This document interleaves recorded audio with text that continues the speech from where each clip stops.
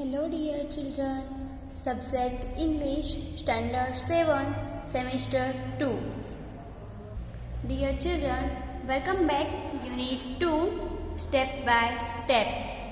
Today learn Activity 8B, put a cross on the wrong option and make the statement true. Read aloud. અહીંયા જે શબ્દ બે આપેલા હોય છે બેમાંથી જે રાઈટ ઓપ્શન હોય છે તેને રહેવા દેવાનો અને જે રોંગ ઓપ્શન હોય છે તેના પર ક્રોસ કરવાનું રહેશે અને તમારું વાક્યને સાચું બનાવવાનું છે. Number 1, east west or north south corridor will connect two parts of Ahmedabad. અહમેદાબાદના બે ભાગને કયું કોરિડોર સાથે જોડવાનું છે?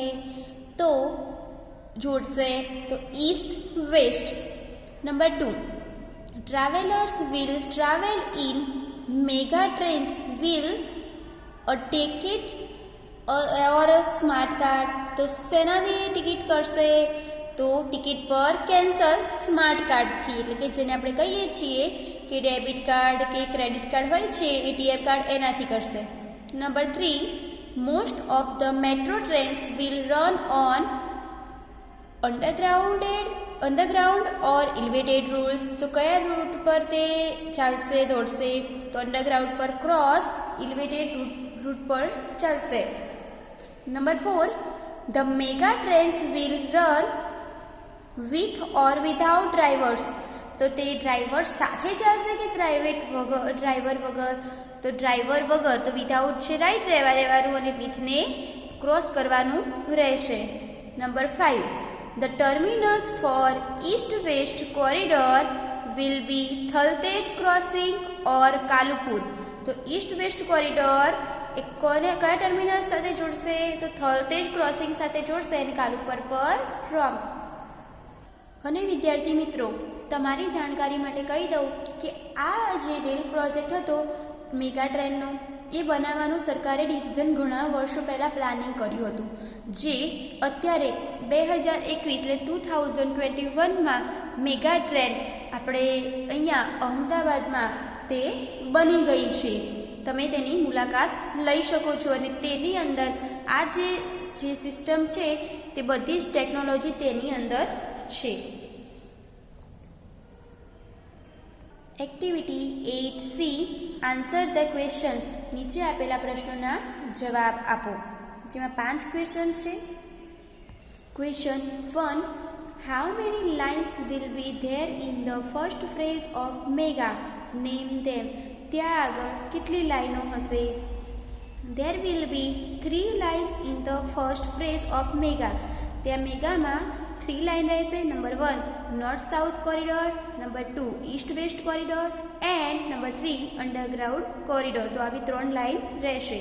Question number 2, which line will connect eastern and western Ahmedabad? Eastern અને વેસ્ટર્ન અહમેદાબાદને કઈ લાઇન જોડશે? તો the east west corridor will connect the eastern and western Ahmedabad. તો ઈસ્ટ વેસ્ટ કોરિડોરની જે લાઇન છે તે પૂર્વ અને પશ્ચિમ અહમદાબાદને જોડશે. Question 3, vote will be the total distance between Kalupur and Thaltej crossing?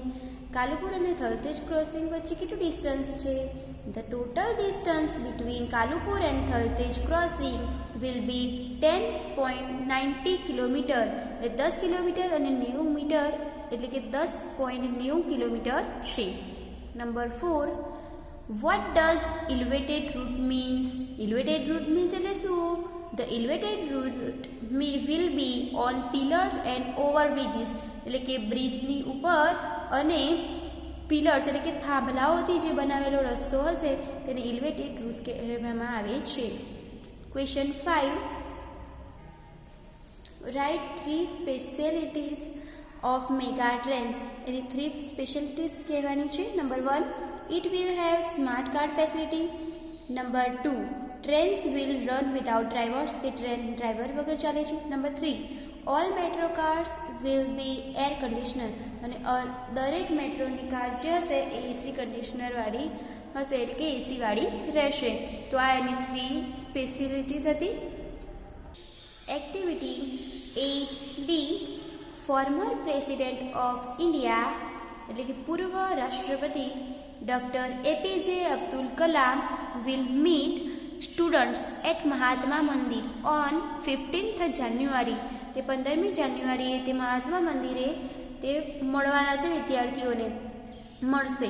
You will reach Ahmedabad for your palace. તમે તમારા ઘરે અમદાવાદમાં છો, તમારે અમદાવાદ પહોંચવું છે. Which mega route will you take to reach Mahatma Mandir. તમે કયો રૂટ પસંદ કરશો કે તમે મહાત્મા મંદિર સુધી પહોંચી શકો. તો દરેક એરિયાના સ્ટુડન્ટને દરેક રૂટ અલગ અલગ હોઈ શકે છે. તમારે કયો રૂટ વાપરવો એ તમારા એરિયા પર ડિપેન્ડ હોય છે. જેમ કે અહીંયા એક્ઝામ્પલમાં, if I am at the railway station or the bus stop, જો હું રેલવે સ્ટેશન કે બસ સ્ટોપ પર હોઉં, I will take the east west corridor to reach Mahatma Mandir. હું ઈસ્ટ વેસ્ટ કોરિડોરનો ઉપયોગ કરું અને મહાત્મા મંદિર પહોંચું. Number 2 example, if I am in Ahmedabad around Vasna, Paldi, town hall or VS હોસ્પિટલને આસપાસ લગભગ હું હોઉં, I will take the north south corridor to reach Mahatma Mandir. તો હું નોર્થ સાઉથ કોરિડોરનો ઉપયોગ કરીને મહાત્મા મંદિર પહોંચી શકું. Activity 9A, work in groups for plan a one-day trip with low cost and lots of fun. Select an option for each question.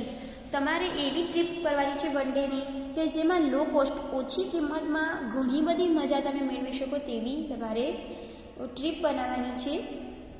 Number 1, where will you go. તમે ક્યાં જશો તો તમે ઓછા ખર્ચમાં ઘણી બધી મજા આવે તો nearby farm, nearby bazaar કે નિયર બાય વોટર પાર્ક. તો આપણે નિયર બાય ફાર્મ ચૂઝ કરીશું કેમ કે તેમાં ખર્ચો હોય નહીં.